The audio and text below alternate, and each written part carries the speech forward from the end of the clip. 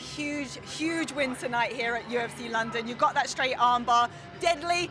I mean, just how does this moment feel to you right now? Oh, the best feeling of my life, barring my kids being born, honestly. What a feeling when I was walking out tonight, honestly. I felt like the place just erupted, and I've been telling everyone this week, everyone's like, oh, your first main event, it affects you differently. It don't affect me differently. I'm different to everybody else. I'm different, and people need to start realising it. That's so interesting because everybody, Michael Bisping, have said you can't prepare yourself for it. Were you waiting for that switch, waiting for that moment where you might suddenly get an extra burst of nerves, and it didn't happen?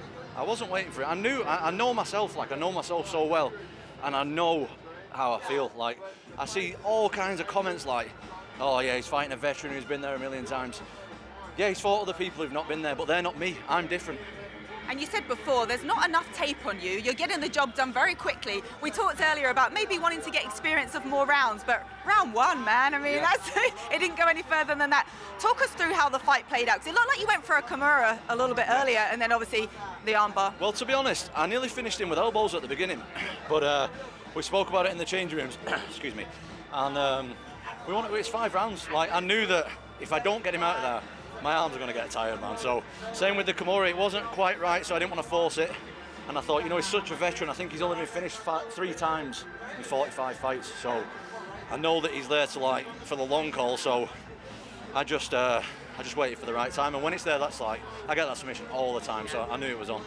Quite an achievement indeed. You spoke to Nick Pete from BT Sport earlier this week, and you said you wanted to get the submission for your dad, and I know you share these wonderful moments with your dad after the fight, and you know the whole journey you've been on. So what does it mean to do that for him? Aspinall, BJJ, my dad is the man. Honestly, anyone who ever meets him will tell you what a good guy he is like. And the guy has so much knowledge in the fight game, like he's been doing this thing forever. And there's a lot of good BJJ guys out there, but he's been like around BJJ for MMA. He knows what it takes to put it all together inside the octagon. And these other BJJ coaches, they're doing like sport jiu-jitsu, and my dad knows fighting inside out, so he's the man. All credit to him for that. So not only did you put on a performance in the octagon, you then took to the microphone, and as we wanted you to do, you called someone out. Tai Tuivasa. The first reference was obviously you can both drink beers, you can both do the shoeies, you can both obviously stand and bang as well. And why is Tai the guy that you want?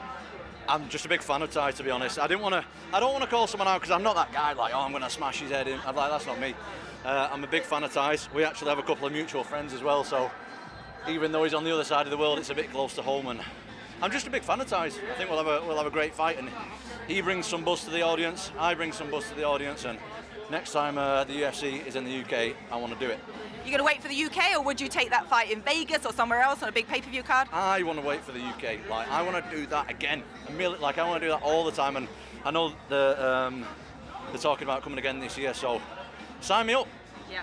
Do you know what? This fight, this win over Volkov, just puts you in the upper echelon now of the heavyweight division. And you are, as we talked about before, that new breed of heavyweight fighter with your movement and so forth. Now you start to look ahead to the likes of Cyril Gane and Francis Ngannou. Can you picture yourself in there with them? I think I asked you that before, but now you've got this win. How much closer do you feel you are? Yeah, of course. It's going to be a long journey for me, Caroline, do you know what I mean? I'm not in a rush. I need to be ready for these guys. I need to be fighting guys with experience, but that's the most experienced guy in the heavyweight division, so I'm finishing him in, what was it? It was the first round, so I don't know. Well, I've got to ask you actually, when you were talking to Cyril Gane after the weigh-ins yesterday, I was trying to film it, but you were asking him for advice because obviously he's fought Volkov. What did he say, and did it help? Call-outs for Tom. No, I've done one. The next champion, I've done one. the next heavyweight champion.